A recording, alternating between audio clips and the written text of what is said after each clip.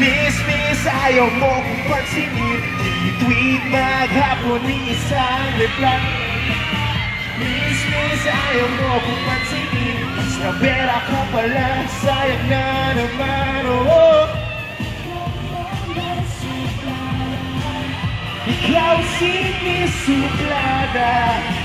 Miss, ayaw mo kong pansinin.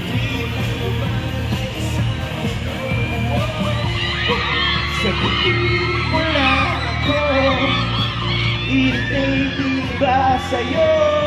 Kung ayaw mo sa ganito, sana'y i-block mo na ako. Joke lang ko, seryosoin. Di naman nais na ika'y soloin.